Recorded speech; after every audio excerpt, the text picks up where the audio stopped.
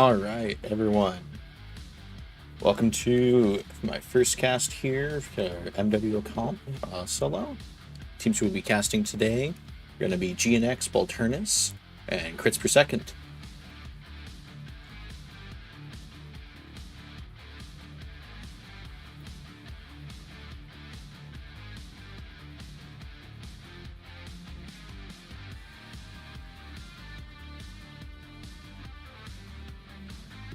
All right.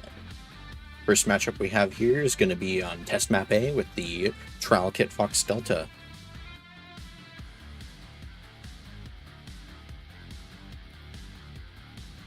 Cookies deserved indeed.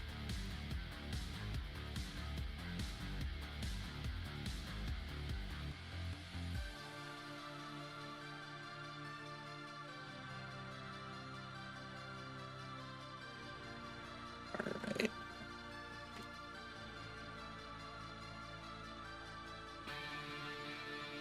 Alright.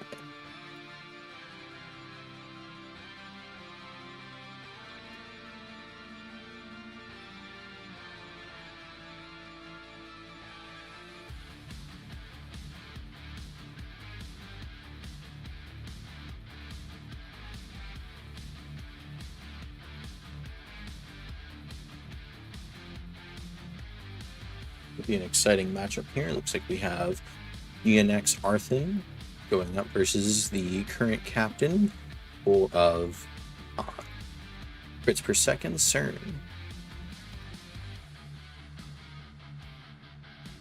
Team 1 is locked, it looks like. Team 2 is locked. We're going to get this first match started.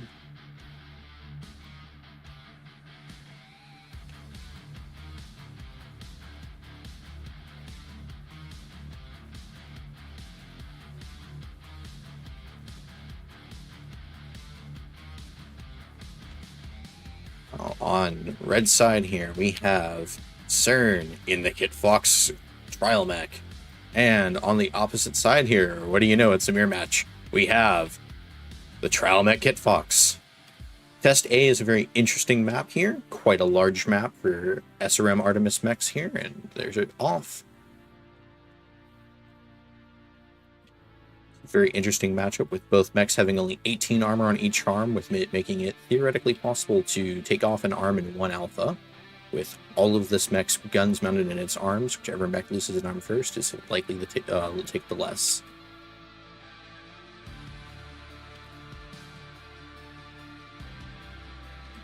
Arthen here taking the high ground, looking like he's getting position here to scout out and feel where CERN's coming from. Position himself to have the high ground advantage here. He has the high ground. CERN taking the long route in, kind of meandering their way in here through the cover. Looks like they might be going for a more straightforward approach now. Both mechs have a range of 297 meters here, so they gotta get a nice hugging distance before they can start firing.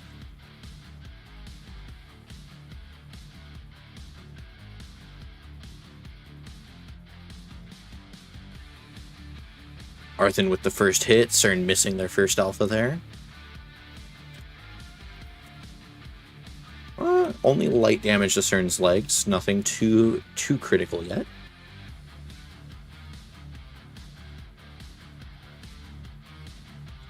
CERN taking another hit here, while Arthen managing to just barely miss all of those shots from CERN. CERN finally landing the first hit on Arthen. Missing another hit there on Arthen. Arthen's gently chipping away at CERN here. Can CERN get this next trade in? Just barely. CERN taking a lot of damage, though, for free here. Arthen taking that high ground advantage, using it to its fullest. CERN getting a leg open here. Not looking super good for Cr1ts Per Second at the moment. Arthen's mostly untouched, and there goes CERN's arm. And that is likely the match here, folks. Let's see if CERN can turn this around. Arthen gently using that cover to their advantage. CERN giving them their good arm here. CERN about to lose all the rest of their weapons. Leg with their other leg open.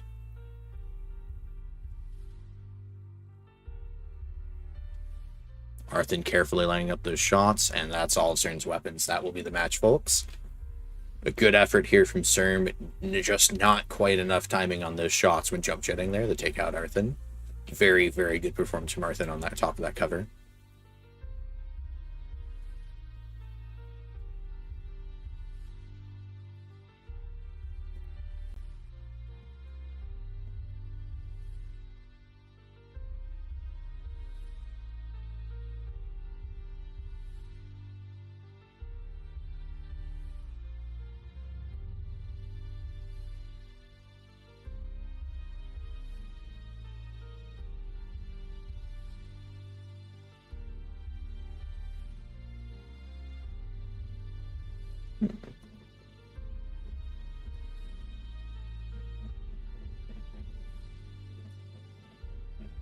All right.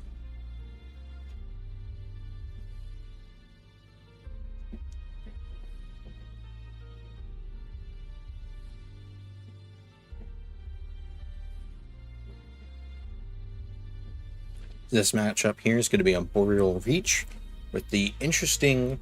There are two medium mech matchups for this next week, or this current week here. We have a medium and a light for this next drop. 5 minutes on the clock for G-NX here.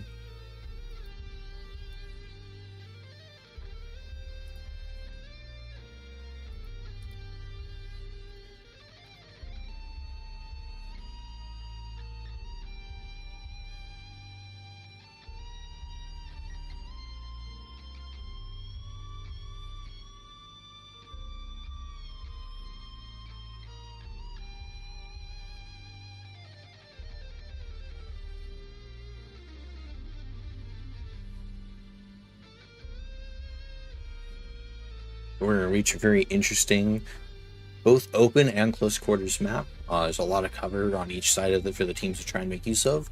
At the same time, there's a nice long firing line range that they could try and go for a more long range tactic. However, with the light range of the mechs, definitely encourages teams to lean more into that skirmisher brawl.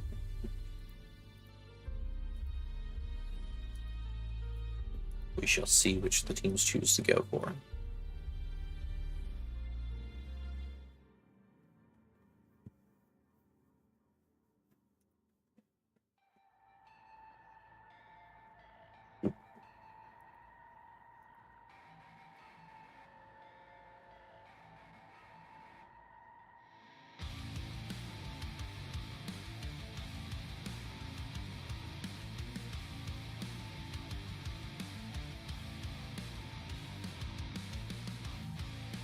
Yes, indoor enhancements would be important here.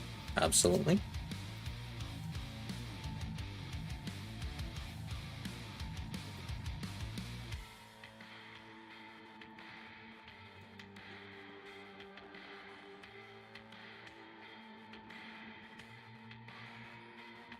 A sec here. 3 minutes remaining on the clock for Team 1. It's G-NX both ready up.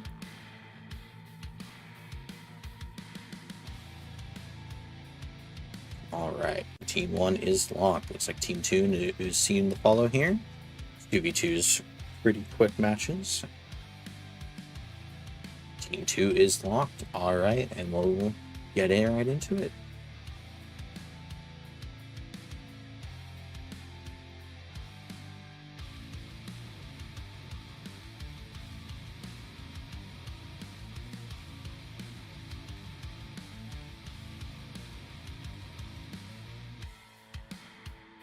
Alright, we'll reach a very wide open map here. Looks like we have coming from the side of G-NX Balternis, we have a Vapor Eagle Alpha and a Piranha. Looks like they're going for Serms, maybe some LBX here with that Piranha.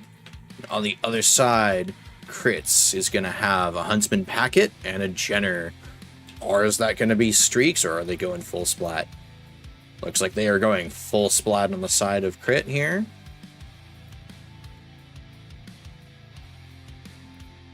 We have lots of machine guns on that Piranha.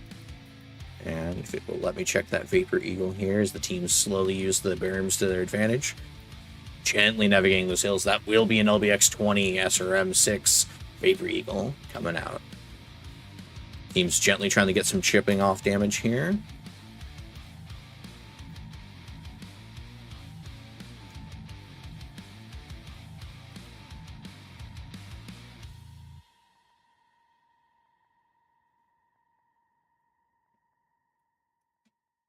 And they're going right at it. Lots of damage being dealt to the Vapor Eagle here, but Ice Tack will be the first one to go down. Magnanova is soon to follow here, though, as long as Flieger's able to keep that up. The Vapor Eagle looking very beat up here. He's about to lose his arm, his legs wide open. Can they take out Flieger before Flieger can take out Magnanova? Just barely not. Alright. Very clean, decisive win here from Ghost of Nox. Well played.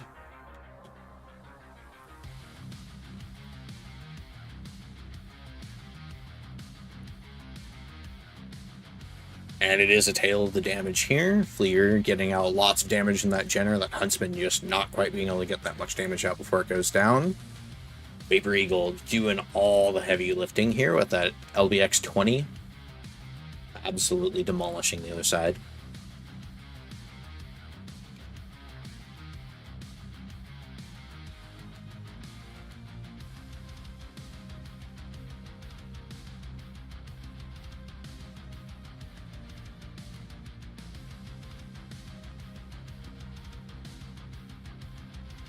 Alright, up next, back to Test Map A.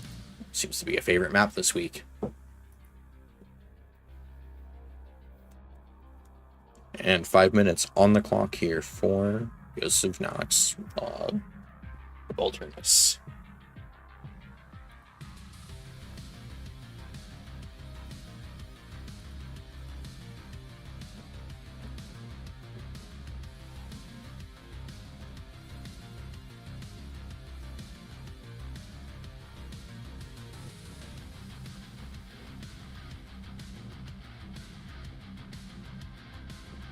This map is definitely a very interesting choice with the mechs we have available this week. This week we have a Assault and a Medium going head-to-head on this map.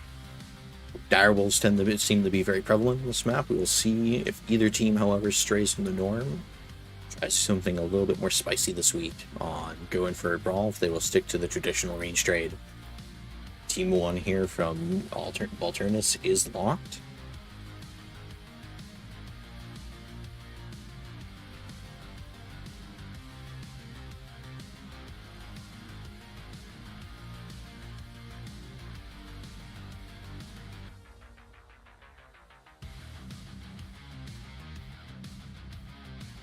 And Team 2 is locked. All right.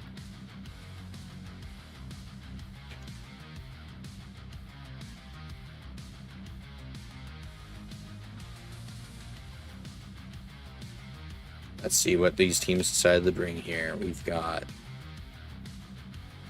On the side of Crit, we have Shadowcat Delta. Let's see what he's running here. 3 heavy mediums and 2 heavy large. That is a lot of alpha. Backed up by an interesting choice. Split Ultra 20s and split regular Auto Cannon 20 or 2s. Sorry, 2s, not 20s. Boy, that would be a direwolf indeed. Coming out from Balternis looks like a PPC Shadowcat here, trying to do some kiting, as well as an LBX2 Dire, going all in on trying to get those long-range crits. Hopefully they get enough range where the spread won't be too bad for them. Here the teams go. Let's get a little bit higher here, get that bird's eye view. Looks like Balternis is taking it kind of nice and slow over here in their corner. Trying to use the Shadowcat to suss out where Crit is coming from. Shadowcat actually taking that high ground over here. Wow. It's the first time I have seen someone come up here, actually. That's interesting to note, that you can indeed, folks, get up here. Taking use of this nice canyon ledge. Meanwhile, Crit's trying to find a way to push in here.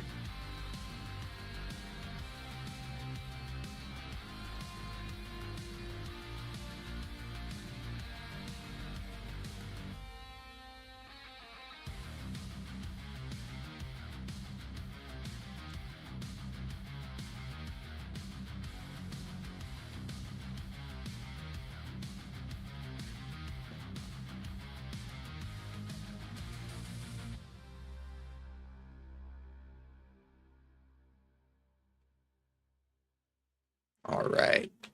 Sorry about getting distracted there for folks. Looks like they're getting some nice trades off here. Hulk taking a couple chip shots.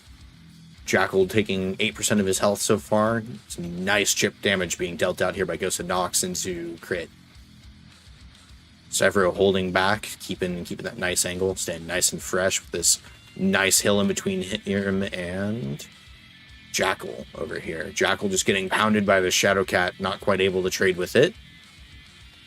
Hulk now finally finding an angle over here on Jackal. Getting nice hit, on Severo. Getting nice hits in on Severo.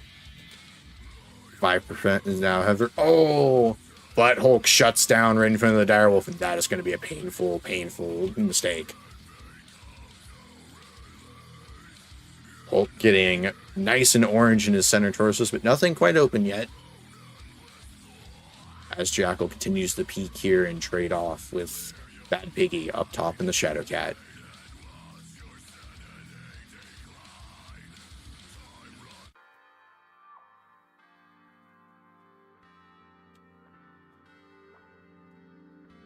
Jackal getting in a couple hits over here.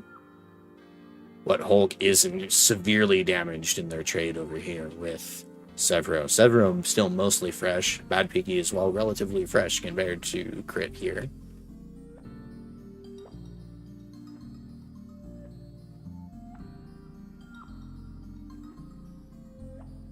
Jackal looking like they're trying to make a push here. Bad Piggy managing to dodge most of the shots coming out. It's looking like in the War of Attrition, Ghost Nox will indeed win at the moment.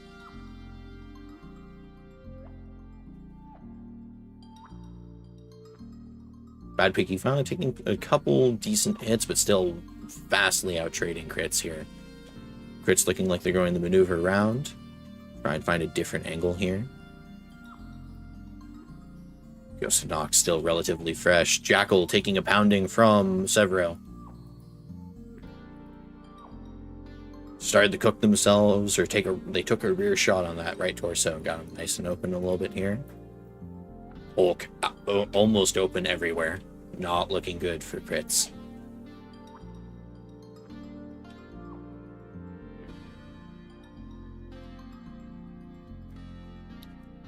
Hulk getting in a nice burn there on Severo, but did it hit anything critical is the key question.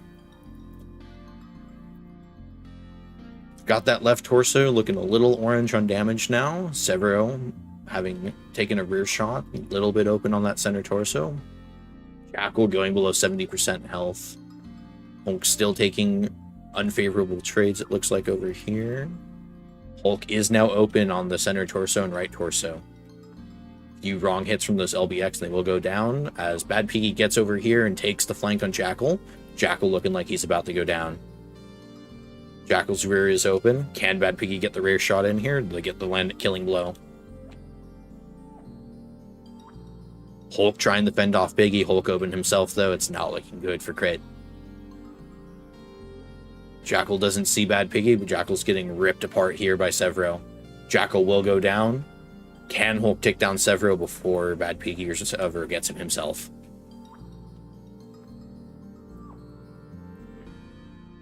Hulk halved. Center torso open. Not looking good here for crit. And Hulk does go down. Very well played game from Ghost of Nox here. Bad Piggy getting off those nice peaks and being able to range trade. Get off a little bit of guerrilla warfare here on crit, while crit was unable to do much back early. Seems to have really sealed the deal for him. And it is a tale of two damages. Ghost of Nox here getting almost 1,000 damage combined. Meanwhile, crit just barely able to reach 500.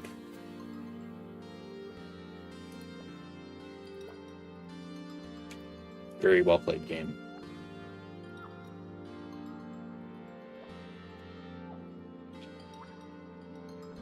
And that is a full sweep for drop 1. Drop 1 does go to G-NX Balternis.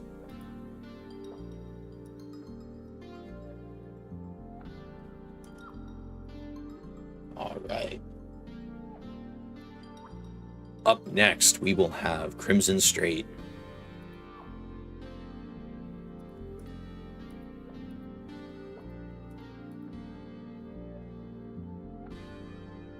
Let's get that map strat lobby pulled up here. right. Crimson straight. Very interesting match with a point being Theta here.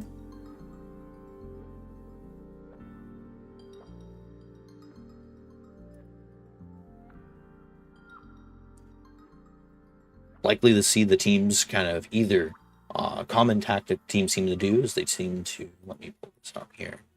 They seem to push through this Charlie 5 line all the way in the Theta here from Team 1, and you'll see teams go over the saddle, and you'll see a brawl either here in Delta 7 or Delta 8, Echo 8. However, you could see teams here instead opt to try and cut each other off at the pass, and we could see some fast and quick action here, Echo 5, Fox 5, rendering this nice industrial overpass. Both are valid strategies. It will be interesting to see which one these teams choose.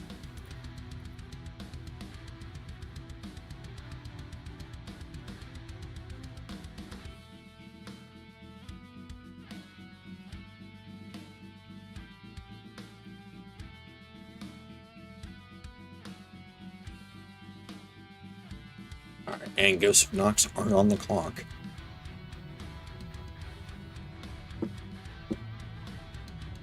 Looks like they will be going for an Alpha Bravo strategy here on that Team 1. And we may see a Fox 5 push if they keep these current positions, as they may try and push for Fox 5 to cut off, or sorry, Echo 5 to cut off Team 2.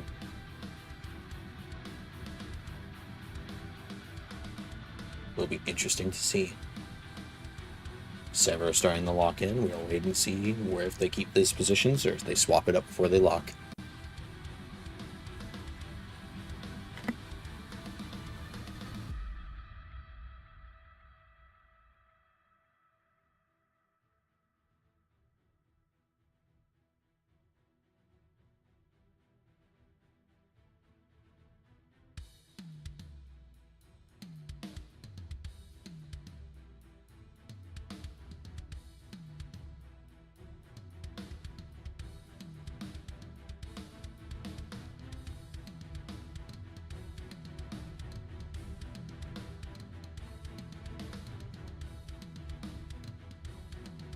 Alright, they've all readied up. Looks like they're about ready to lock up here.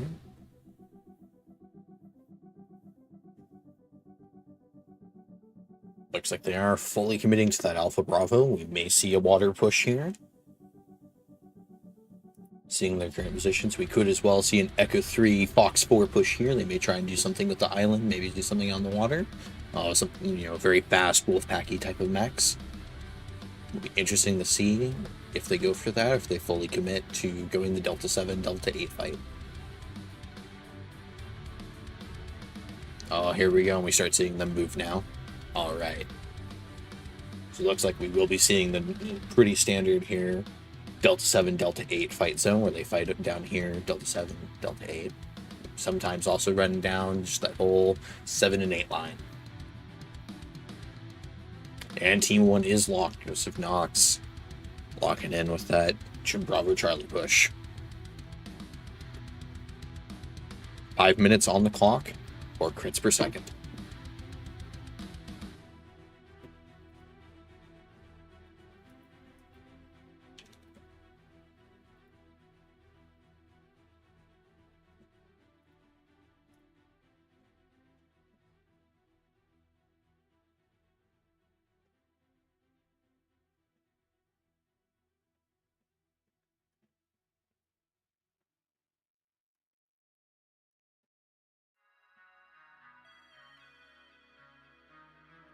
Team 2 all readied up.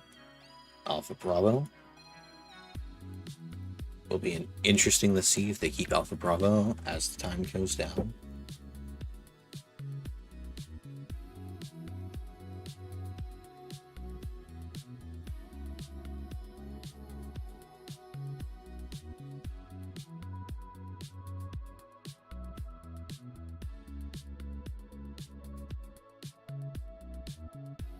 Alright, and Team 2 is locked. Drop 2 of this match will commence.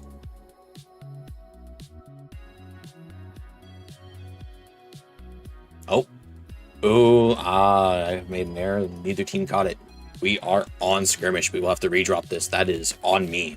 Apologies, folks. I bet I'm going to get flamed in the chat here in just a moment as everyone rapidly realizes 5 minutes after that I have mildly done a boo-boo.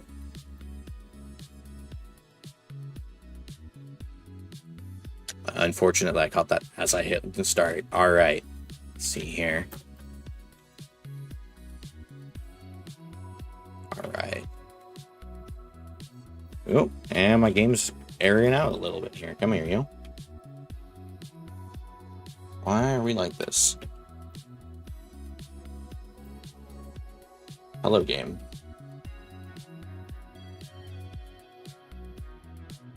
Neither team seems to have realized that it is skirmish and not conquest. And yep, there we go. Error, redrop.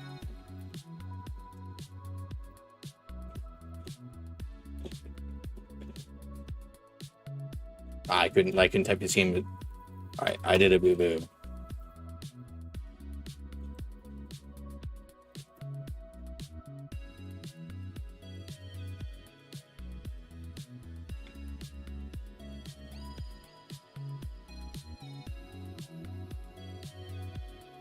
Alright, how do we want to handle this? I do not know redrop procedure. So, while the teams figure it out, I will go real quick, read through the rules on what to do here. This is a fun time. I'm gonna get roasted in the chat. Absolutely. Alright.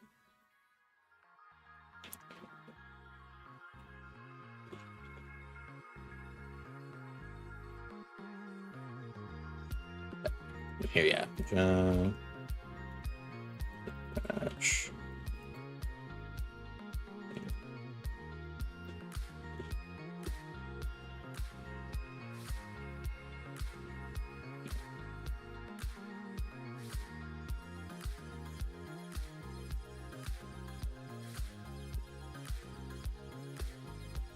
See here.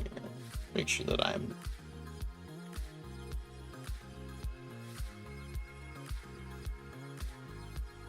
Alright, which team is killing itself faster? Looks like Cr1ts opting to jump out of bounds. Meanwhile, Joseph Knox over here opting for the if we kill everyone, one man must be left standing strat. As all of Crit will go down and we will redrop with correct settings. That is a boo-boo.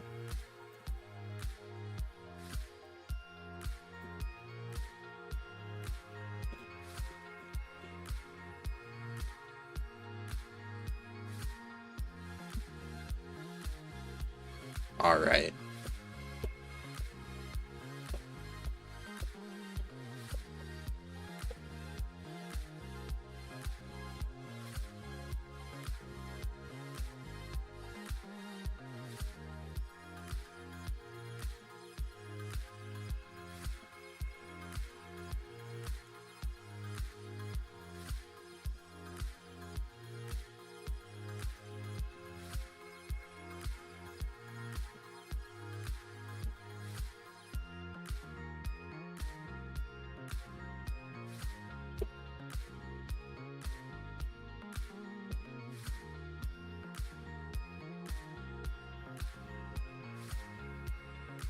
Alright, neither team saw what the other has. They did end off each other by running out of bounds, so we are all good aside from, and each team is still in the same lances they had prior. Alright, we are all good to launch. We are on Conquest. Crimson Straight, American servers. 12 minutes. Settings do look correct now. Alright, we will launch.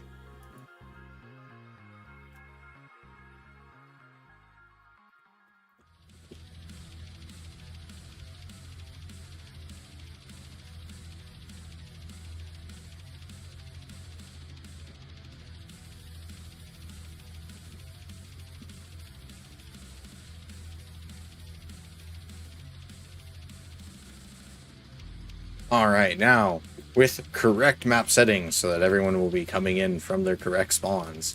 It's flat here. We've got Mistlinks coming in here from Cr1ts, along with Hunchbacks And a Mislinks. Looks like they're going 2 Mislinks and 3 Hunchbacks. On the side of G-NX, we have Viper Gang with the Arctic Wolf. 2 very different strategies. We'll see which wins. Will Brawn with some scouts, or just pure speed and armor?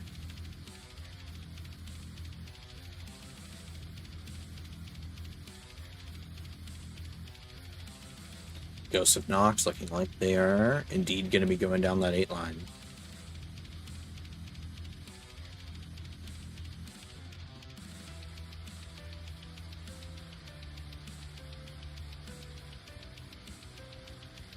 On the other hand, we have Mislinks over here holding Island. Looks like they are. No, they are not going down the 8 line. No, yes, they are. All right. They're going tunnel, actually. Interesting. We have a tunnel hold coming out here from the Vipers and Arctic Wolves. Mislinks out here in the water. Jackal moving back in. As the Hunchbacks move up to the ramps here.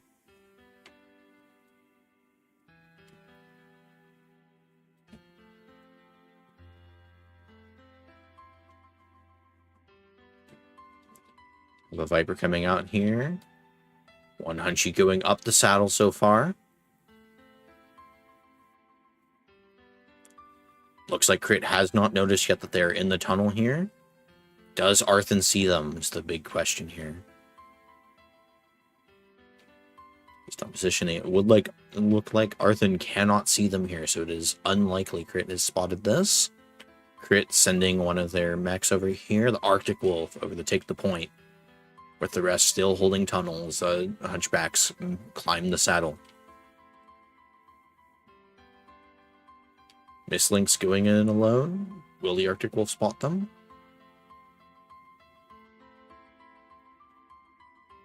Mochiro taking some large laser fire here as the Hunchbacks take their spot atop this hill. Ice Track moving in here on Mochiro, realizing that's an Arctic Wolf, slowly backing off, waiting for his backup to arrive.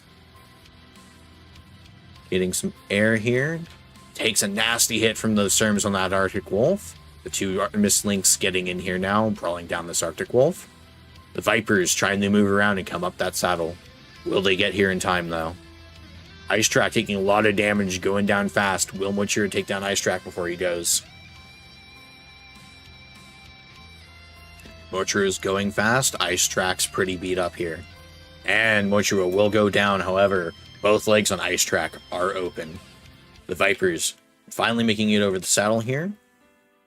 Coming up on Cr1ts. Cr1ts rapidly trying to retreat as Flea recovers him. Hulk in a nice position here. They get some crossfire in as Cr1ts is swarmed by Vipers. Cr1ts rapidly going down here. James Bond taking a lot of fire in return, however. Cr1ts, both legs are open and his arms are down. Cr1ts down a leg and Cr1ts will go down. Looks like their next victim here will be Ice Track, followed by Flieger. Ice Track going down quickly. James Bond, however, heavily beat up in this fight. Jump jetting out, both legs will go down on James Bond. And there goes Ice Track finally, as both his legs are finally finished off. Several taking a lot of hits in the back, and his legs are looking pretty beat up as he tries to dive on the It's Jackal here.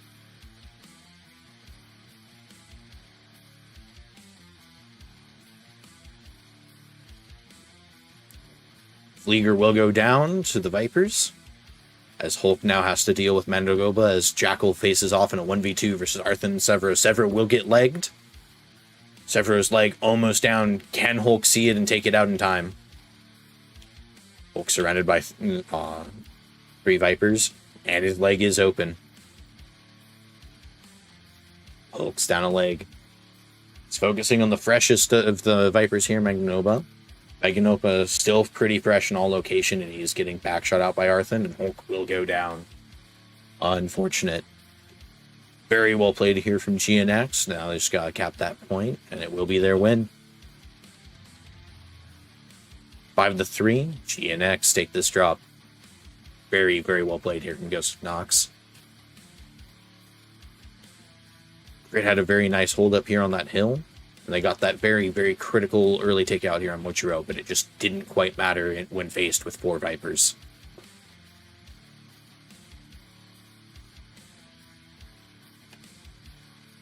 Alright, let's pull up that scoreboard here, look at that damage. From Joseph Knox here. Very, very even spread in many regards. 500 damage going out to Magnanova there. Magnanova doing work at that Viper, followed by Arthen. Both of them chewing people alive. Mochiro getting off 231 damage critically before he went down. As well as James Bombad getting only 150 as he was the first Viper to go down.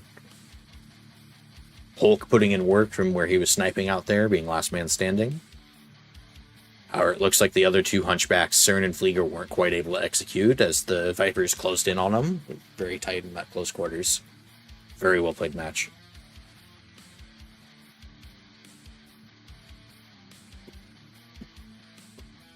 And that was a lobby cast. Oh boy. Well, even more flames. It'll be fine. Alright. Apologies, folks. It is my first time doing a standalone cast here. Got a couple hiccups in the way. Alright.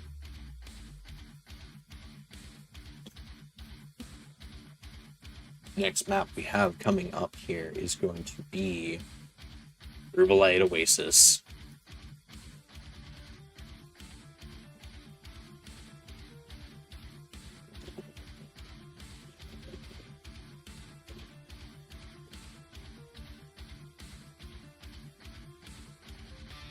Alright, it's on the clock for G-NX.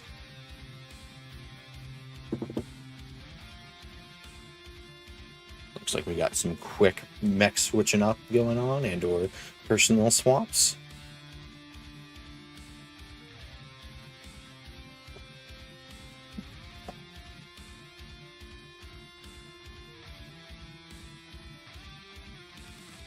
Apologies on the lobby cast there, guys. Was a little flustered after that wonderful, wonderful boo-boo with the skirmish. Next drop will indeed be a correctly in-person view cast.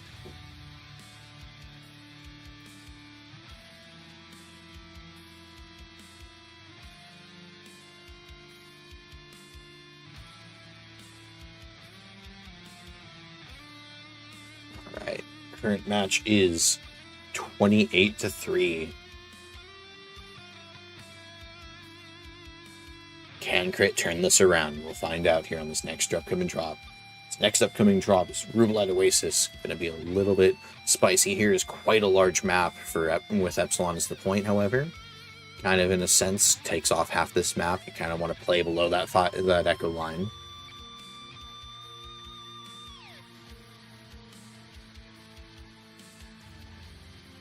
Common pathing from teams seems to be come down over here and either fold Fox 4, Fox 5, sometimes even Golf 5 here from Team 1.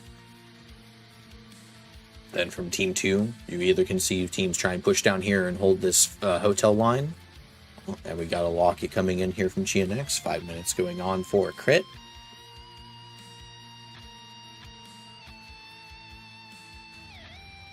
Alright. Yeah, so as I was saying, you can sometimes see teams come in here and try and take this hotel golf line right here, and then try and push up. Or you other times can see some teams try and hold this Fox 6 high ground and try and trade or push in from Fox 5, completely abandoning the Epsilon point in exchange for trying to directly brawl with the enemy. We'll see which these teams go.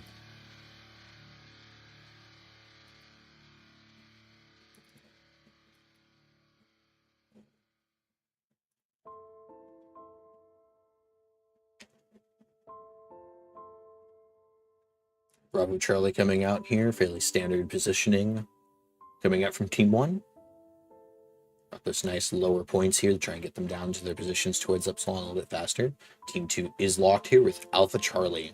Very standard lock coming in as well from Cr1ts Per Second. Alright, and here we go, folks.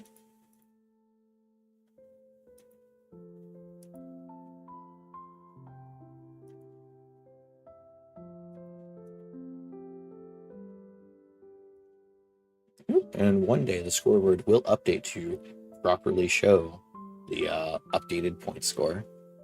One day. All right, what do we have coming in here?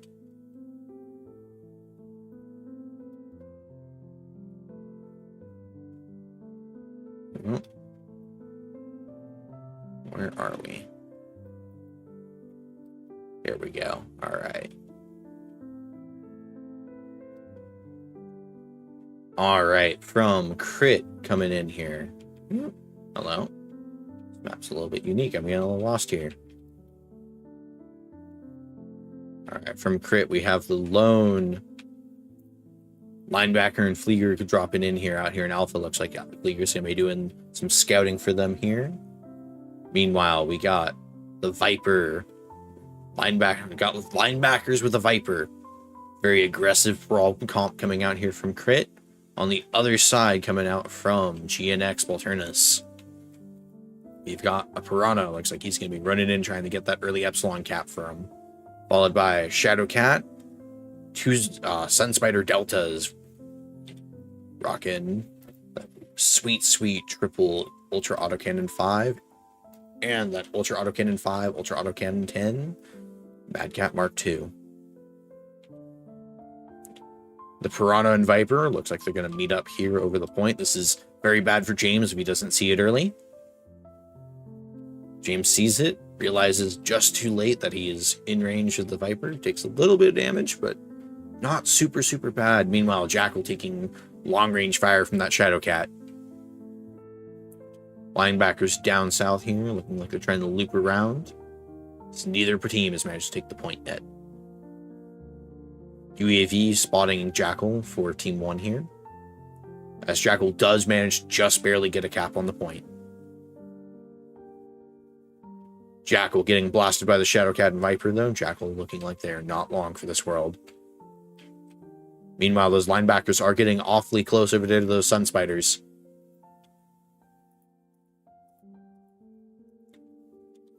As Jackal is going to go down. Ice Track in Flieger taking a lot of fire here from the Sun Spiders. They backpedal gently. Ice Track having to drop down. CERN gets a very nice flank here on Arthen. Arthen taking a lot of damage. Arthen about to lose their right torso here, or a lot of guns are stored on this mech. CERN taking quite a beating. As CERN will be the first to go down here from Crit after Jackal. Arthen does go down as well. They barely take out Arthen. Flieger will drop, and it's looking like it is not going to be good for Crit here. Ice Track going down very, very quickly as they are chewed out by that Daka Horde. Hulk getting chewed out by that Piranha, and then followed up by the Sun Spiders. Very, very good execution here from G-NX. Very, very standard Daka hold from the hill. Very, very good attempt as well from Crit to try and get up in there, but they just didn't quite have the momentum to take out the Sun Spiders.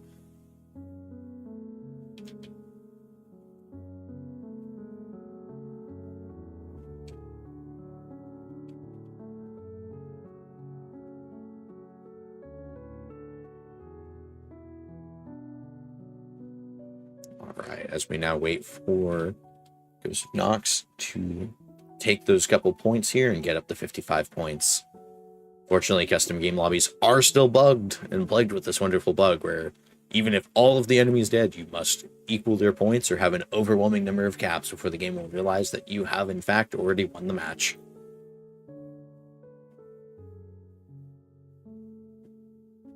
James Bombad getting Kappa here.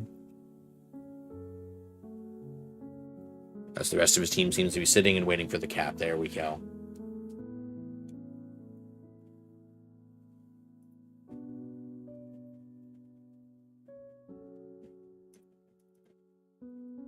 Alright, folks, and here's the scoreboard. Very clear tale here is linebacker from CERN and the Viper from Jackal both just not getting to get much damage out this match, getting taken out very quickly as the Spiders build up the momentum and just dock it down the rest of their team one by one. Very good execution from that hold from G-NX.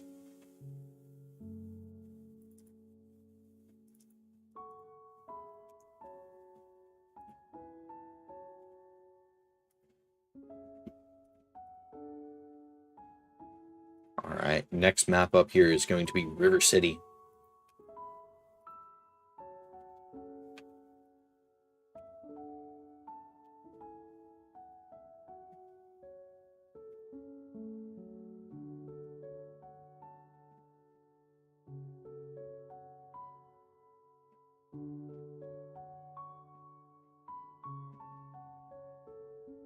And 5 minutes are on the clock for G-NX.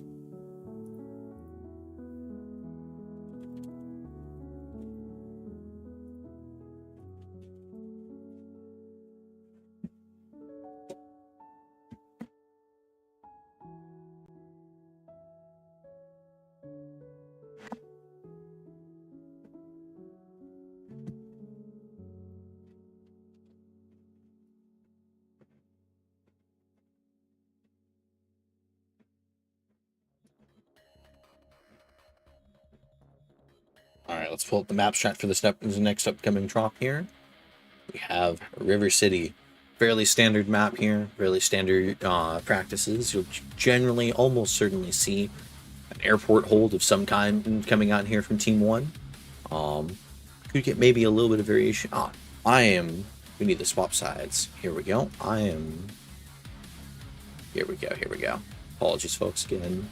First cast. Apologies for a couple of the hiccups there.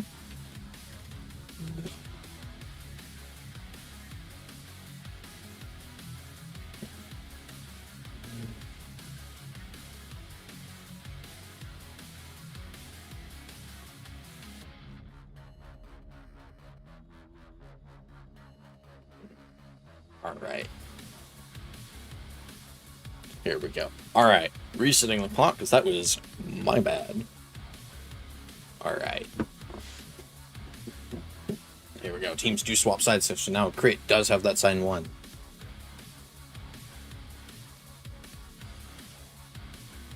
Someone's gonna flame me in the chat, I swear. Alright.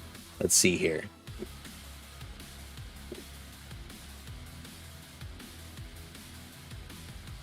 That's appreciated, Arthur, but let's be nice here. Alright. I do appreciate that though. Alright, so yeah, generally airport hold here coming from Echo 7, Echo 8. Sometimes may see someone try and hold this nice rock formation here. It's a very, very good sniping spot up there that teams tend to position a sniper up on. Meanwhile, they do have to find a way to try and push in the Theta here. May see something fast coming out of Bravo here, take over Theta, and then fall back to their team. Oop, hello, don't grab that. Alright. Team 2, meanwhile, a couple different ways you tend to see teams play Team 2 on other tournaments. Have seen teams try and do a Alpha Bravo push, kind of come down here through the hotel line, push up in through the 7 line in the airport, sometimes even go back all the way in the 9 line, coming around flank. Does take a lot of time though, however, can be quite costly as far as the time department comes. That's the, Team 1 get a lot of cap time on Theta if you aren't able to secure it with anything fast. More common strategy, however, will be Bravo Charlie. Come up here through this Echo 5 or either Fox 5 and either hold the secondary building point up here, Echo 5, or sometimes kind of do a Fox 5, Golf 5 push up through Fox 6 using these nice rocks in here as cover, taking Theta and then pushing up into the airport to try and remove their snipers that'll be up there drawing the trade. Be interesting seeing how these teams play this match, whether they will opt for trade or brawl. CPS seeming to really lean into that brawl, however. We'll see if they take a traditional trade deck from Team 1 or if they will continue to lean into that brawl comp. G-NX, on the other hand, seeming to favor trade a little bit more so far. We'll see if they opt for brawl or if they will try and go for that, I believe it is Echo 5, Fox 5 trade position there and try and do some long-range trading back into the airport. Both are viable. We'll see which teams choose.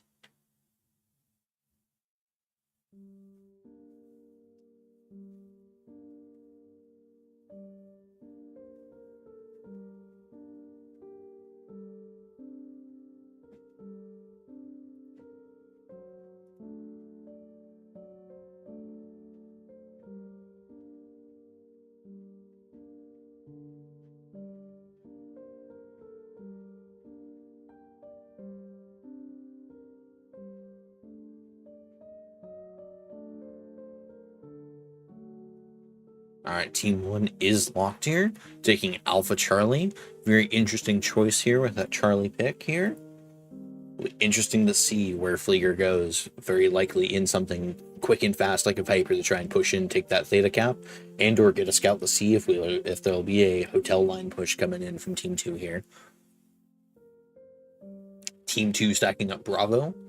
Interesting to see if they either go for a rocks push, Fox 6, try and trade from the rocks, or if they will be pushing back up high. They're into Echo 5, Fox 5 for that trade.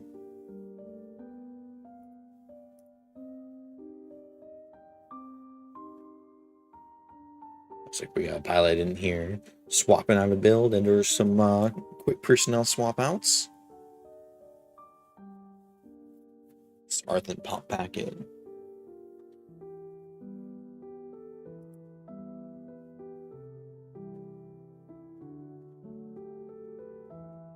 All right, and Team 2 is locked. They'll be launching.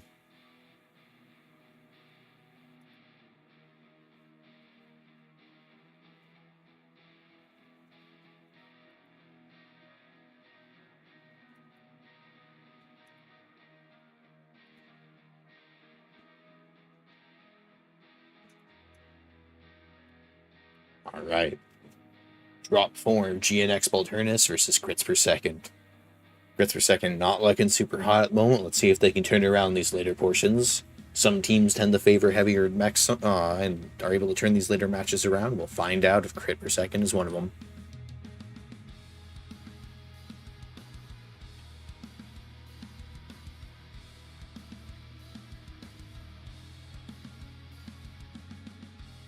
Nice overlook here at the airport here, where we're seeing a lot of action likely coming in here from Team 1. Meanwhile, we have the Echo 7 high ground here that sometimes is favored by Team 2.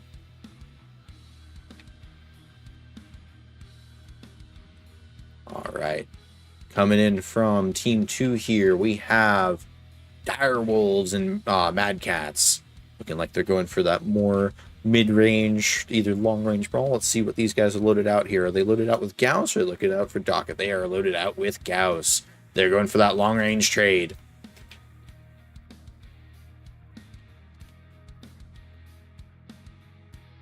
Oh, yeah.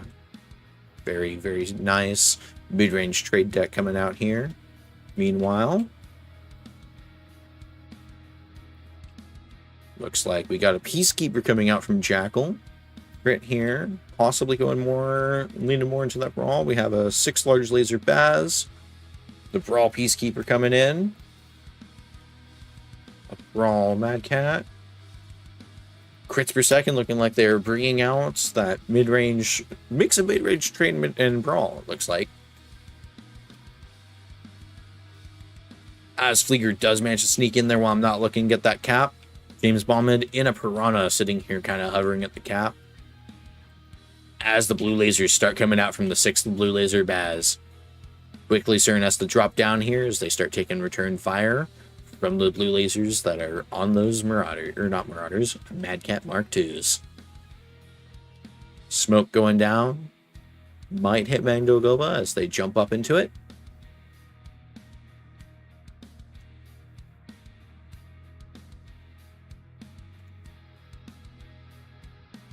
Bad Piggy getting up in a nice flanking position here. So far, Cr1 down 11% health. Cr1 taking a lot of fire in those opening trades here. Meanwhile, no one below 90% coming out so far from Ghost of Nox.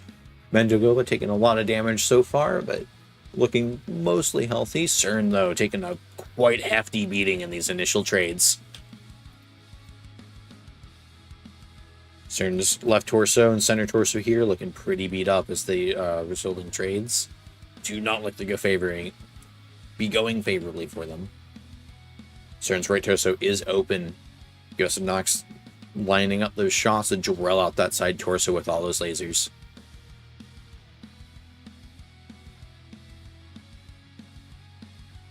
Center torso is open on Cr1, however, Bad Piggy and Mangoba are now below 90%. Jackal and the Peacekeeper, yeah. And the Keeper, fairly beat up here.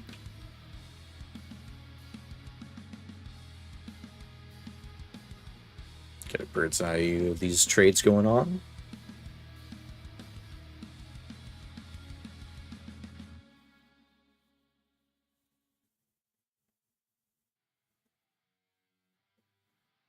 Bad Piggy taking a lot of damage in these more recent trades here.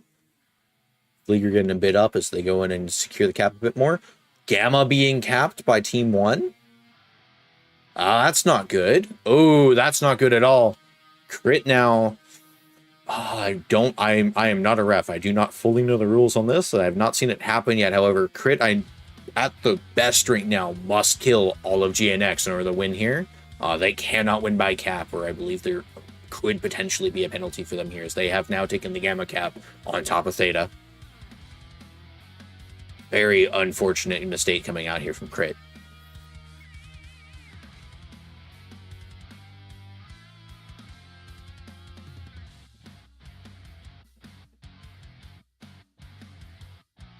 Viper getting in here, shooting out Bad Piggy in a nice close brawl, getting in behind him. Bad Piggy taking a lot of damage here.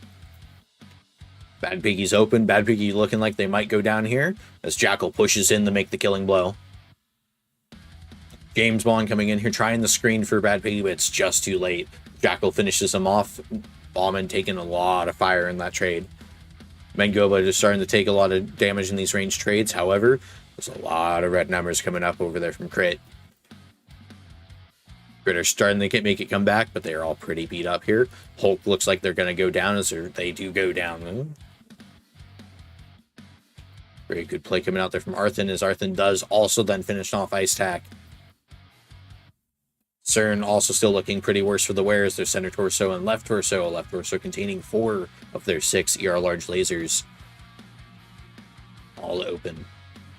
Fleeger jumping in, trying to get on Mengoba. Looking pretty beat up themselves, however. And Fleeger is legged.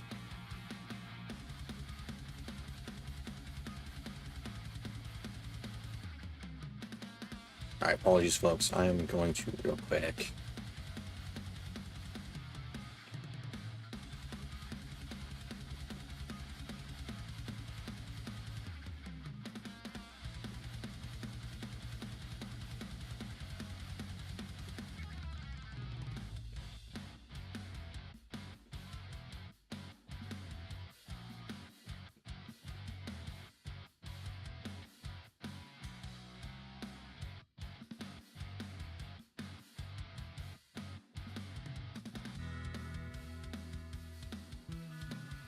Alright. Ghost of Nox down Bad Piggy, but otherwise still up. James Ballman hurt pretty badly, negating that Gamma cap here as they come in and try and take out CERN. CERN unaware of the Prana, it looks like. Arthen coming in for the killing blow. James Ballman making a very cheeky, risky play here, the pushing on CERN, but CERN does turn their back on Arthen, and Arthen will finish them off. And that is the game, folks. Crit does get wiped out here by Ghost of Nox. Lots of really damaged people coming out here from Ghost of Nox. Very close match. But Ghost of Nox just barely able to pull that out at the end.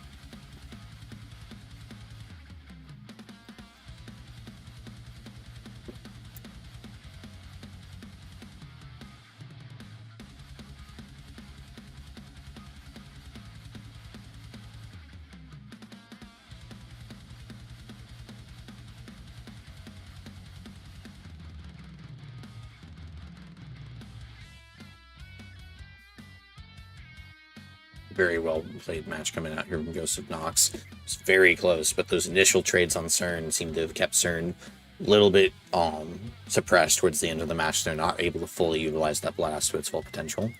Let's see what the tail of the damage stats tell us. Very even damage stats coming out here from these assault mechs.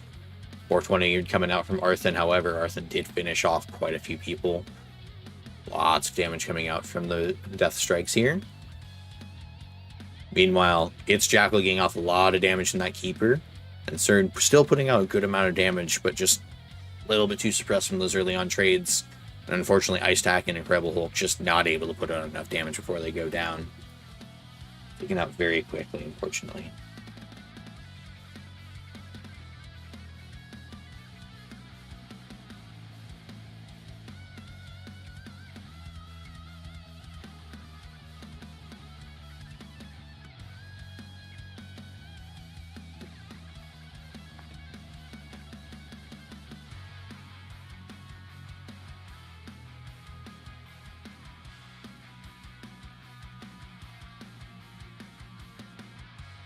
Alright, and our last map will be here on Alpine Peaks.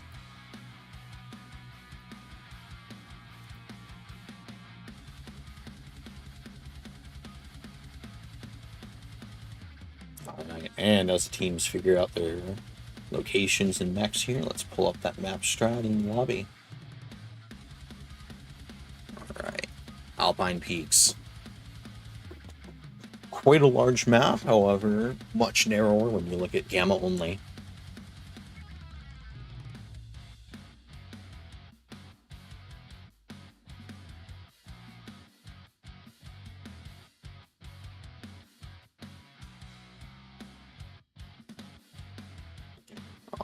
Alpha spawns are quite popular on this map due to the proximity to the Gamma here. There's quite good positions here that you can hold from either team, Team 1 being able to.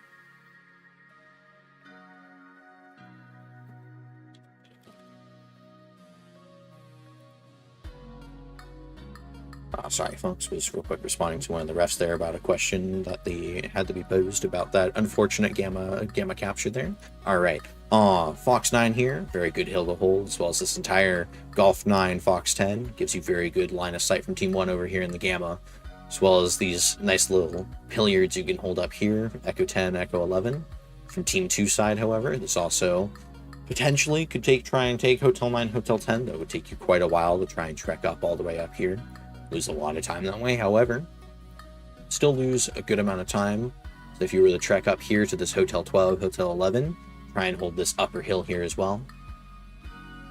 Much more common, it seems, for teams to hold this hotel line right here, kind of come up here and take this upper mountain.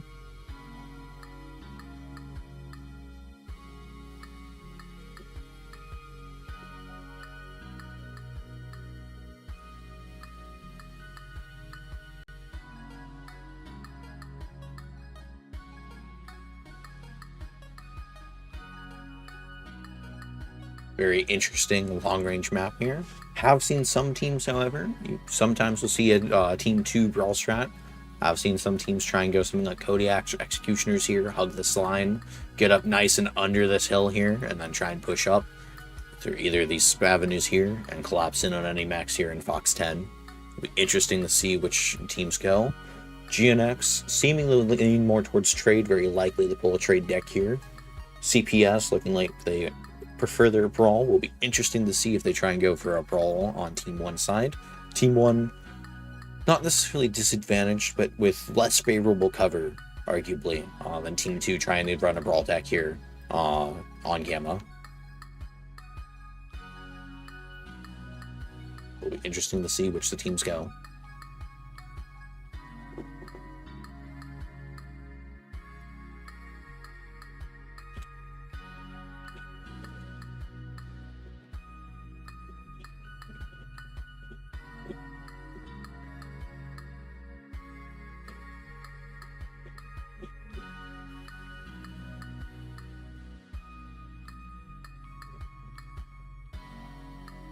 Alright, and Team 1 is now locked.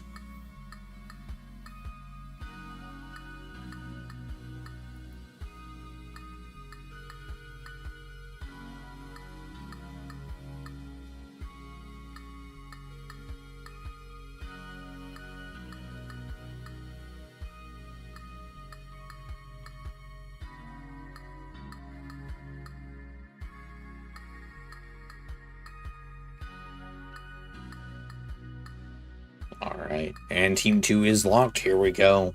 Game 5 is going to be commencing. 56 points to G-NX Balternis, 5 points to CPS at the moment. Let's see if Cr1ts is able to take this win and turn it around, or if G-NX will continue and sweep this match with a clean 5-0 victory.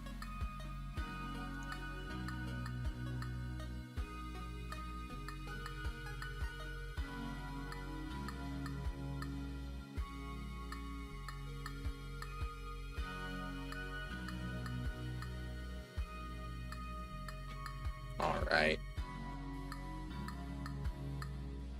Coming in from Team 2 here, we have, looks like, 2 Direwolves, 2 Shadowcats. Interesting when they have unlimited tonnage to work with. As well as a Summoner, it looks like here. That would indeed be a summoner coming out from G-NX. In response here, we have from Crit, we have 3 Direwolves, a Blood Asp, and an Orion coming out. Let's see what they have running on that Blood Asp. The Blood Asp ran quirk critically here, having that 5% range quirk. Might not seem like much. However, on this map, that 5% can mean quite a bit of damage increase coming out. 10 ER large coming out from Flieger there. Interesting build on that Direwolf. Ryan, triple ER PPC Skull. 8 large laser coming out from Ice Track on that Direwolf. Alright. And 7 coming out from CERN.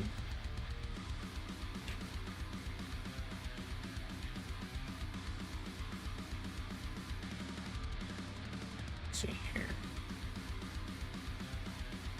Alright, those Shadow Cats getting up nice and early to try and take that cap. 5 machine guns, 2 ER PPCs.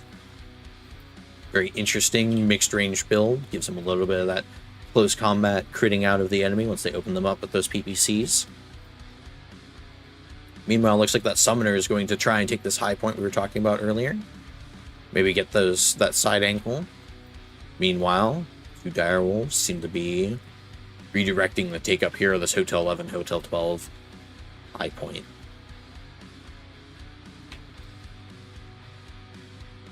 Check out the builds on these Direwolves real quick before we get too far into the action. They are going LBX2 Dyers, interestingly. Alright, Hulk pushing out here in their skull. Looking like they're going to try and take the point. As Crit will take the hill here. Jackal trading out with Arthen. Arthen holding a very, very nice jump jet Pop-Tart peek here. Poking out Crit, utilizing this terrain as cover. Something to note about this terrain is some of this snow, while you can walk and stand on it, is not actually an object. Some of the snow is very, very buggy and clippy, and you can actually be shooting through it unintentionally, which makes this hill, especially that Crit has taken, a very interesting place to hold. Hulk does get the point, it looks like here. We'll see if he is able to fully flip it. He is indeed. Meanwhile, the Shadow Cats here. Shadow Cats are going for a very, very far flank. As we have a fairly standard setup trade hold here coming out from Crit. Those 2 Direwolves are taking their nice sweet time to get up in the position there. It's a interesting bug with that chat. Alright. Oh, and the Shadow Cats will be spotted as they start PPCing into the side here from the flank. Flieger with his back turned. Maybe some unfortunate shots coming out from these Direwolves if they choose to push up.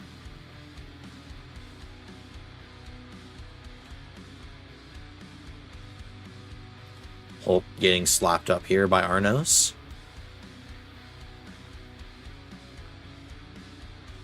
Overall, G-NX looking fairly healthy. Crit getting slowly whittled down by the flank here. As the Direwolves do now peek, will we see some mirror shots coming out? Flieger hitting that 90% threshold. Taking a lot of PPCs here from the flanks. Let's check out their healths here. Still looking fairly healthy. Hulk looking pretty beat up on his right arm. However, I remember correctly that right arm doesn't contain any weapons. It could be the left, however, and I might be mistaken there. That might actually have a PPC in it. Ice Track, still mostly healthy here. It's Jackal. Taking an interesting amount of damage to their head. And the 2 Direwolves up here, still holding back, not quite engaging.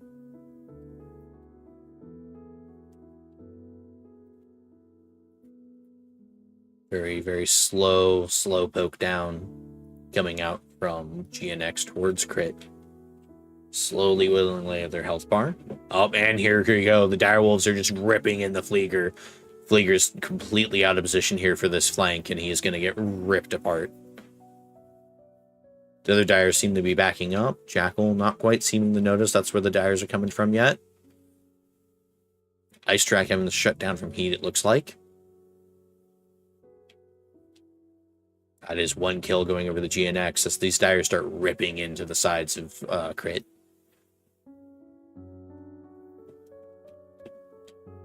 CERN taking a lot of damage in these trades. Jackal looking like they're next up. Airstrike coming in, and CERN has almost cooked themselves out and or been rear shot enough times that they are one lucky PVC coming right in from dying. Looking like Ice Tack is in a very similar spot. These Shadow Cats and Summon are getting a lot of rear shots in here. Not looking good coming in here for Crit. CERN one shot from losing her right torso, which is where the majority of your weapons are likely to be mounted. Hulk getting beat up as well. It is not looking good for Crit. Just getting absolutely overwhelmed by this tight encirclement that is collapsing in upon them.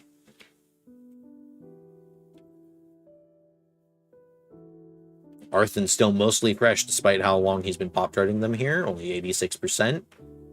Mangoba 94%, as well as Bad Piggy taking some hefty shots here, but CERN will go down from Mangoba. Looks like the two Dyers are now pushing in to try and apply some pressure, as Crit has tried to push back off that hill. Crit does still have the point, however, they will likely not for long. Jackal losing a lot of health here in these trades. Their right torso, again, with most of their weapons about to go down. And Jackal will go down. Mangoba pushing up here, getting very aggressive on these weakened down mechs here. Hulk fairly beat up. Ice Track, one wrong hit from the rear, and Ice Track's down.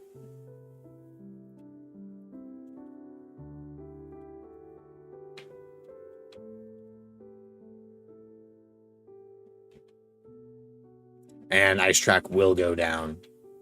Hulk soon to follow here. Hulk's left torso looking like it could go at any moment. And Mangoba pushes in for the kill, followed by Bad Piggy. Very, very good execution here from G-NX. They set up their bait, set up their encirclement, and closed it in on them. Very, very well executed flank strat coming out.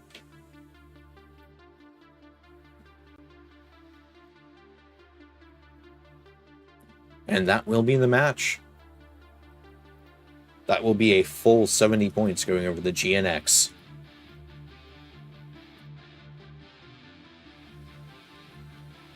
Fortunately for Crit, they were only able to get a 5-point gain from this match. Very, very well executed. Putting blank coming out here from Joseph Knox.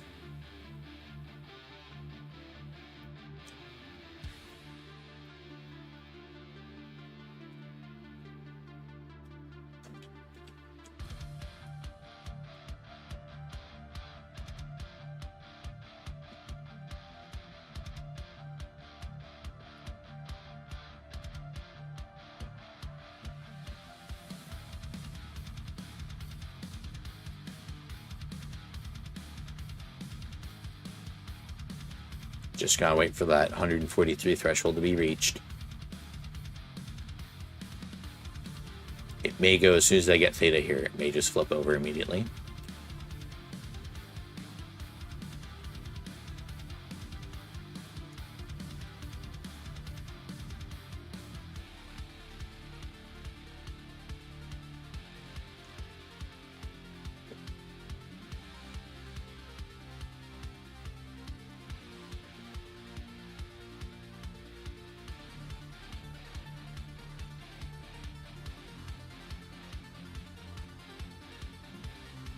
Alright. Tail the 2 damages. Arthen coming out MVP here. Pop-tarting in that summoner. Arthen absolutely just ripping into the flank here of Crit. Very, very good flank coming out there from Arthen. Just keeping them on their toes and ripping open their armor. The Direwolves coming in, doing their part, but the Shadow Cats and, Summoner, especially the Summoner, really pulling out being MVPs of this match. Very well executed flank.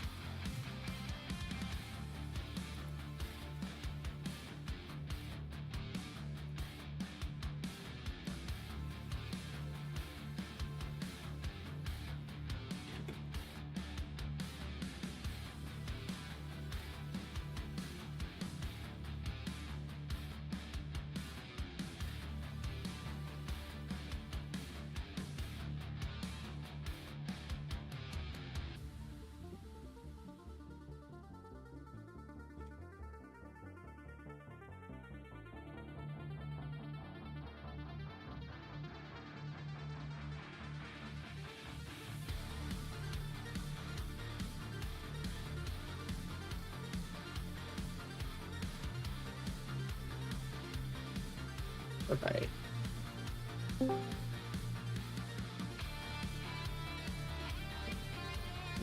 Gonna try and get a post game going here. Well, hello there, Bad Piggy. Hey, good evening. What's up? Good evening. Very good games coming out from both teams here. That last game especially, your guys' flank there was quite good here. Let's see if Stern or one of them will be coming in here and joining us for this post-game interview. Sure.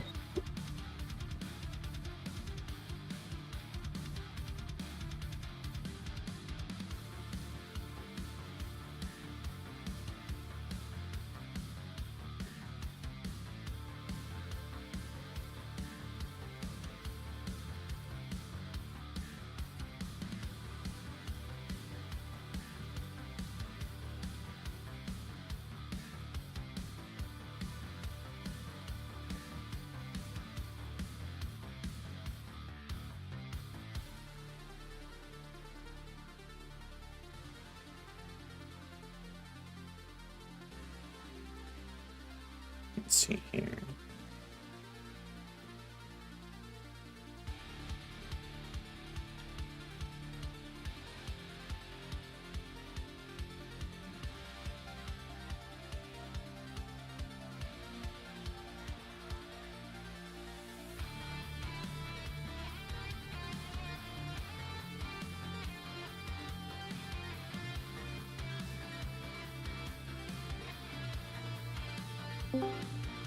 Hey guys. Hello. Hello, g'day. All right, very good matches coming out from both sides here. Agreed, yeah. It was a fun game. Yeah. Yeah, we actually had a couple pretty interesting strats. A couple of the players couldn't show up for practice and stuff, so but it was very fun to see what G-NX was going to do. This week the team kind of fell in my lap. So I don't Right. know, are we broadcasting this right now? I'll tell you exactly what happened. We It was fun. we are indeed broadcasting. Yes, we are live. Okay. So this week, this team kind of fell in my lap because the guy who was running it couldn't really make it. Batman, he had previous plans. So I kind of stepped in and I looked at it from the point of view of GNX. I was trying to think, okay, what is GNX going to do on these different maps? And this last map, we went back and forth so many times with what we should do that in the end, the players that showed up kind of dictated what we did, like what mech they had, what they could do. I even had some players like start off going the wrong way and all that. But in the end, I thought this was really interesting. The first drop 2 I thought was super interesting because it played out almost as we had, or I kind of guessed. And then it was just a matter of like, could we execute? Could we do whatever? So it was a really fun week for me, just kind of guesstimating. I even had not only GNX's drop decks laid out, I had who was going to be in what mech, except for the last map, which they totally got me. I didn't guess that you're going to have 2 Shadow Cats and a Summoner. So I figured you're going to have more Executioners. Yeah, well, funny thing about the Executioner, every time I've tried to run them, it hasn't gone well, so I kind of avoid them, to be honest. Yeah. As for my side, I worked over those strategies like 1,000 times. I do not envy you having to guess what I was coming up with, because all the way up until an hour before the match, I was working over strategies. I worked over Rubelite, I worked over Test A. That was Yeah.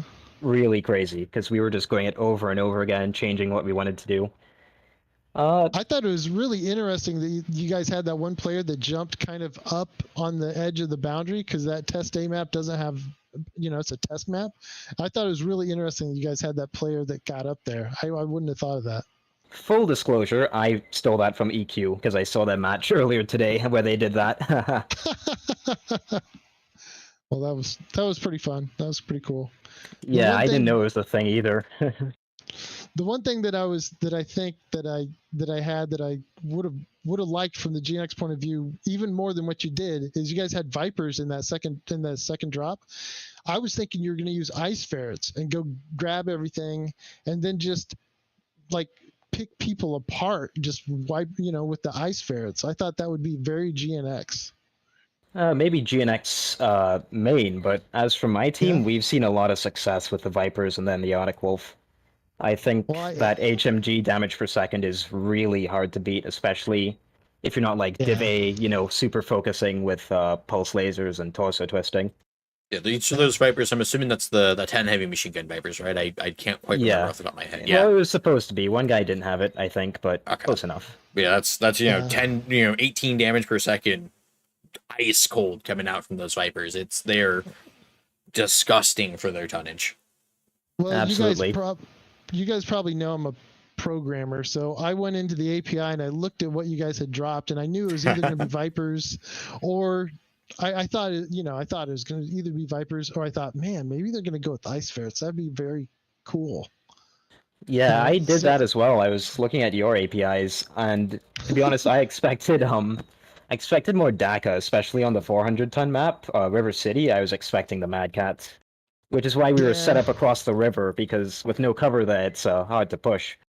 and that's the thing that's probably what Batman or Blood Eagle or Level might have done, is they would have had more mid-range DACA. And me personally, I love mid-range DACA as a pilot, but I wanted to do something that was a little more tradey and a little more. Maybe we could isolate any lights that went after the cap, something along those lines. So I had a couple closer range mechs, and then we also had a couple players that showed up and they only had certain mechs, and I couldn't really put them in what I wanted. Yeah. Just because of who showed up. We had a couple players that just weren't able to be here, so we were limited there. But it ended up being that we were kind of trade, and then we had like screen mechs for that map, and it was just very different than what generally Blood Eagle or Batman and those other guys, they're gonna just push because it's tournament of stars, and most of the battles are just everybody's brawling push maps. So, Yeah. so it was Yeah, I get that. I was just doing a little bit different, but mainly because I was trying to guesstimate what you guys would do and then try to counter that. So it wasn't perfect, and I didn't have much time for my guys to practice. A couple of guys didn't get any practice, but I thought it was a really fun thing to do. Yeah, we missed practice as well. We were supposed to have a scrim yesterday, but it didn't pan out, so it was a lot of anxiety coming up to the match. So how did you come up with the idea to take the Shadow Cats and the Summoner to try to do a encirclement? Well, actually, I thought all the way back to, well, the first issue was I don't really like going into drops where I haven't won in the mech lab already. So I'm thinking, okay, if I bring, 4 sniper dyers or 2 sniper dyers, 2 sniper Kodiaks, whatever, I'm putting my guys on an equal footing with the enemy team, which is because they'll probably bring, snipers. So my second thought is, how do I change it up such that I can put the enemy team in a position where we've already won? And to me, it was, they have snipers, you bring Pop Tarts, and then the idea for the LB2 Direwolves came from our first match, the last drop on Viridian Bog. We brought like 4 sniper Direwolves, and we put them all up on one big platform where they could see basically half the map. Yeah. The enemy team had a LBX Direwolf, a single LBX Direwolf, and that guy, like, he suppressed us. We basically couldn't trade with him. Like, one dude, and he racked up like 1,000 damage against a bunch of snipers. So I figured, all right, these mechs, they have a 900-meter range without any quirks or skills. So I take Yeah. 2 of those, leave them hidden up on the hill, and then the Shadow Cat and the Summoner, they push the enemy team into this bowl and gamma, where they're basically, fish in a barrel. Yeah, that was effective for sure. And again, some of my guys were like, once they got surrounded, they got panicked. So they were, Yeah, I did have a chance to focus down one of the LBX dyers for a minute, but other than that, yeah, I was just getting sniped right and left. So that was a good call. Yeah, I'm glad it panned out. Now, one of the things we were considering doing is taking executioners, and we just didn't have the pilots that had the executioners and the spirit bears enough. But we were considering pushing up the hill and then coming down. I don't know if I mean, I don't have a map that I can show you guys here, but pushing down over Hotel 10 into Indy 11 and then having a couple fast mechs like Shadowcats go up through Gamma and Fox 12, or maybe even Executioner come through Gamma 11 or 2 and come up into Hotel 11.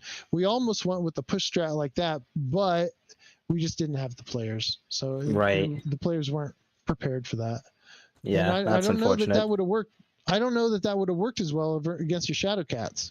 Yeah, well, I guess that's the beauty as well with the Direwolves with the LB2s. They can fight off a push as well. And at the same time, you've got the Shadowcat shooting you in the back. Well, that was fun. The other good thing about the Shadowcats is if you guys had lost the trade, they could still get the cap and then kite around. Yeah, yeah. So I tried to convince one of my guys to take a Shadowcat, but he just didn't have it, I don't think. Gotcha. Or I asked for it. I just, when we practiced, we had a player that had the Shadowcat, and when we got to game day, we just didn't have so. Yeah, Alpine was the map in this situation that was the hardest from team one point of view. Like, if you're not going to push necessarily, it's pretty hard because you guys can take that dominant position, and we have to assume that you're probably going to take that dominant position in Hotel 11 unless we get there first. So it's hard from the team one side. Yeah, that's a good way of thinking of it. The map that we really were practicing for and really enjoyed was Crimson, because we figured if you guys had Vipers, you might kind of do exactly what you did, but we did think we could isolate anybody that went to Theta, and it's such a tempting target that you guys did end up doing that. So that was a fun map for us to practice and to think through and just kind of guesstimate, and I think that was the most fun map for us. You guys had a very good initial setup there where your Mistling did come in, you took out that Arctic Wolf, and Hulk was in a very good spot there. I noticed he got a lot of damage in and kind of farmed in on them, but then your two guys up on the hill where you were, I think, Cern. I think watching as a caster, at least while I was watching that, thinking back, if you guys had probably spaced those two out just a little bit more, I think you would have gotten a lot closer to winning that victory. That was a much closer match than the numbers would have suggested. Yeah, and one of the things I thought might happen is that taking Theta, they might have the Vipers or the Mist or whatever they had come through D7 Echo 7. So we very much so had planned on going through the saddle and then staying on the ridge, like near that hill, and kind of slowly moving across, because we thought maybe they would have mechs hidden in D8 or D7 that could pop out. So we were watching for that. So we had to watch the saddle and then watch for hidden mechs and all that, because in practice it seemed like mech people, taking Theta, if they had backup mechs, those backup mechs tended to hide once they saw us having some range and waiting for us to get to Theta where they could hold Theta and then kind of waiting so they can jump out at us. So we were very cautious moving over that way. And me personally, when I was in Fox 7 and we knew they were coming through the saddle, I knew the only thing I could do is shoot some legs. Like, that was all I could do to try to give my team a chance. Right. Well, funny thing, we actually planned to ambush you before you even got to the saddle. It's just that the scout we sent to watch, he didn't see you guys go over the saddle. So the whole time, we don't see Theta ticking over. We're all hiding in the tunnel.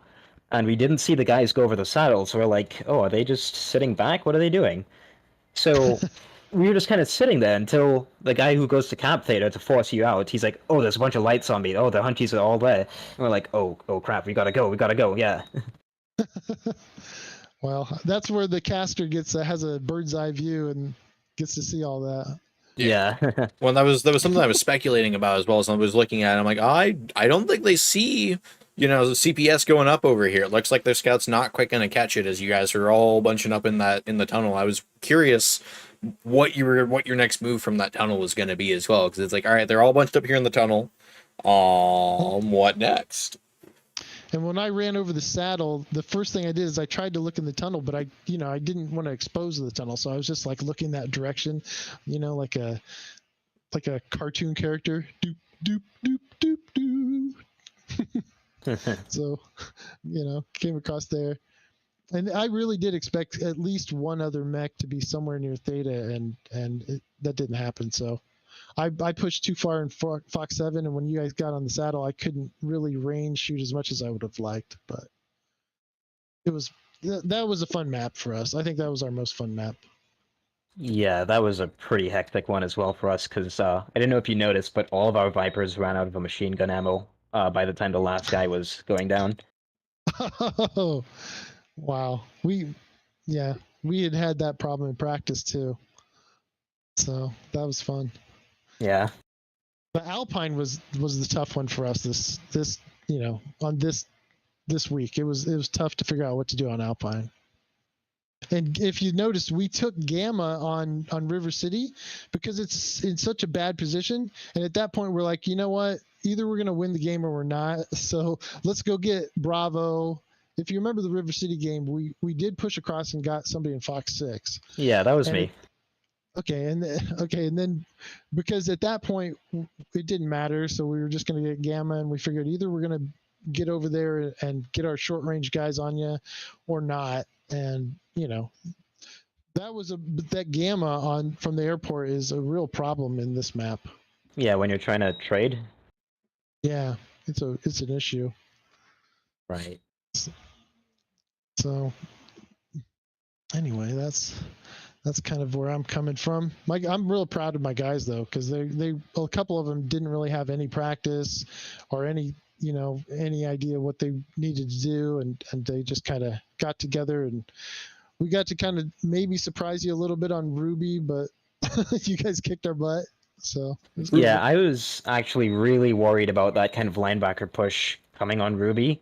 The only thing I did different was that I expected it to come from underneath, with because there's a lot of cover then, it's harder to spot it coming.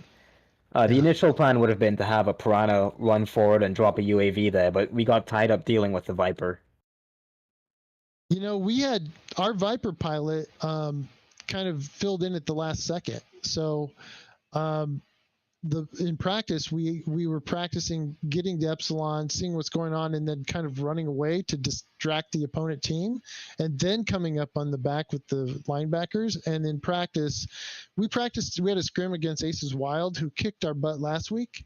Right. And it went very well, although we made mistakes, but that went very well. But this week we had somebody kind of sub in at the last minute for that pilot, and he wasn't sure to get away in time. Like if our Viper would have seen you guys and then run away, it would have provided us a lot more opportunities. He just wasn't really sure what to do, and I wasn't quick enough to tell him what to do in that situation. So that was my fault. Yeah, I had a bit of an issue with that as well, where I called my light pilot over on River when I was getting pushed, and I didn't throw up the help sign, so he didn't know exactly which assault I was. So, yeah, that was kind of hectic for us as well. Yeah, I noticed that on Castle. Like, he came over, he tried the screen for you. It was just he got there way too late. You were like one shot from death as he finally arrived to start screening for you. It was just very unfortunate timing there on that Piranha. Just almost getting there, but not quite. Yeah. And we had another problem on Ruby also. When we did come up on Ruby, we did not initially see you guys. So there was still stuff going on with the Viper, and I decided, okay, well, I'm going to drop towards the Viper and see if I can get there. And as I did, he was dead. And then we spotted you guys up top, and I'm like, oh. Yeah, the initial plan for Ruby for my team was actually to have 4 Sun Spiders just hiding down low in like Hotel 7, that kind of area behind the pillars. So you just wouldn't see them at all, and the Piranha would bait you in. I changed it last minute because I saw EQ bringing the Shadow Cat, and I was like, hey, that's neat. That'll help. You know what? I think you're better off not doing that, because Aces Wild tried that in their scrim against us, and they did win, but it was so close.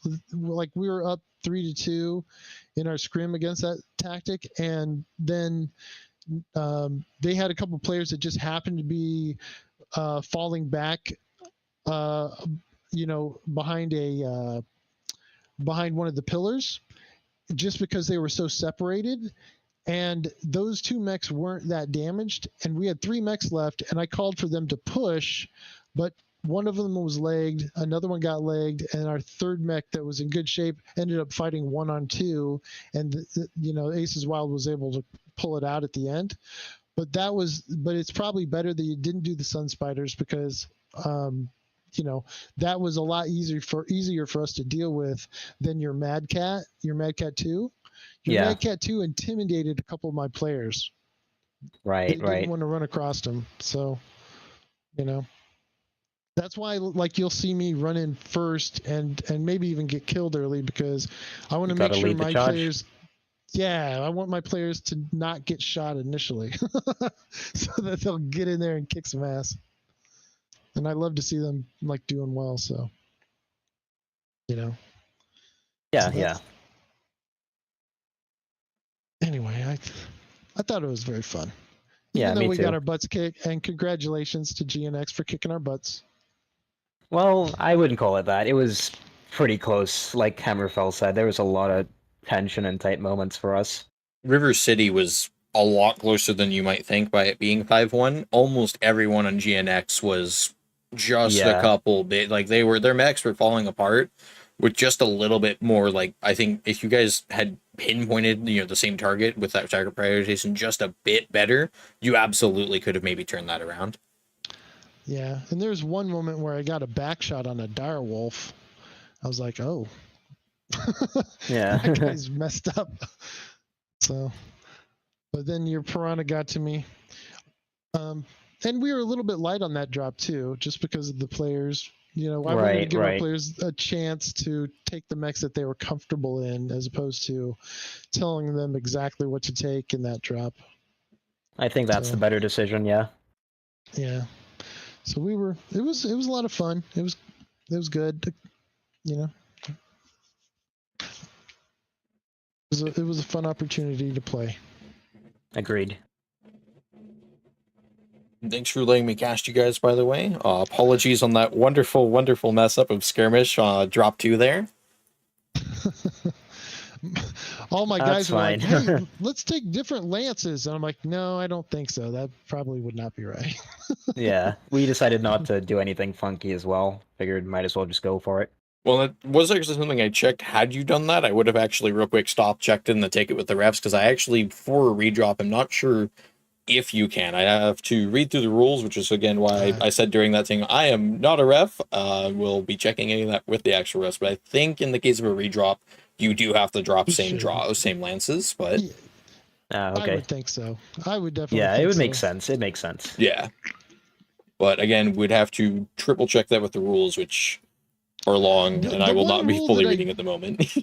The one rule that I don't really understand in these that I read, but then I watched some of the casted games, is that in the first drop where you have the 3 different separate drops, I saw one player play in drop 1 with the trial mech and then play in drop 2, and I thought that was not correct.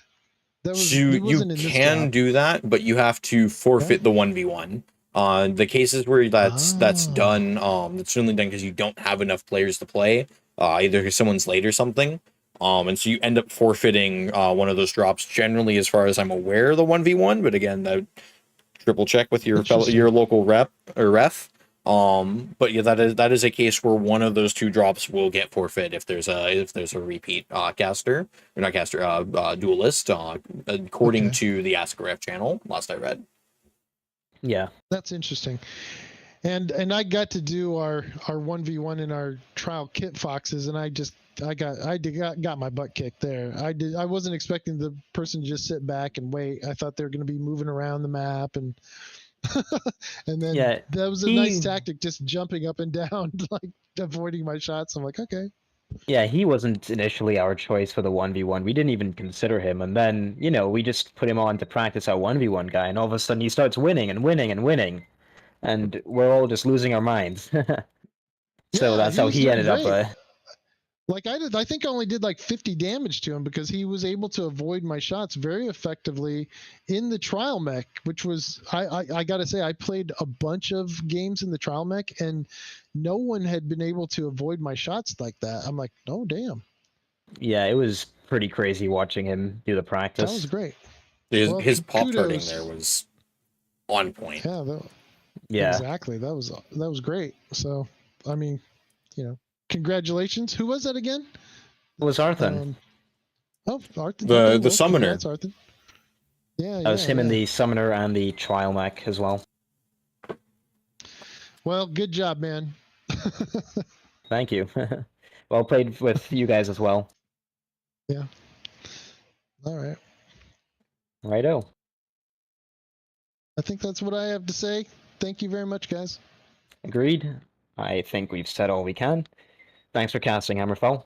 Absolutely. Thank Thanks you for very much, having me. Hammer. Very good games from both sides. Look forward to seeing you guys in your next matches next week. All right, Gotcha. cool. Yep. Well, see you next week then. Oh, Bye. if you'll have me, actually, but that wasn't week quite is- what I meant. But hey, if you'll have me, I'm there. Hey, All next right. week is going to be unique in this league because it's the first week in which there's maps replayed. Oh, I haven't looked at the maps for next week. That will be interesting. Yeah, it will be definitely an So interesting We play. have played Bog twice, however. Bog did get repeated already. Okay. Yeah, I believe so. Yes, that was last week. Yeah, it was week 1 and week Bog. 3, I believe. Yeah, there was a drop 5 and a drop 3 Bog. Okay. Well, next week we get 2 redrops, I think. So Nice. stay tuned. Mm-hmm.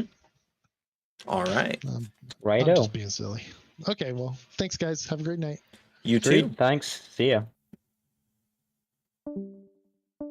All right, and thanks everyone on stream for watching. Hope you all have a great night. Thanks for bearing through a couple mix-ups on my part here, and hope you all tune in next time for Tournament of Stars.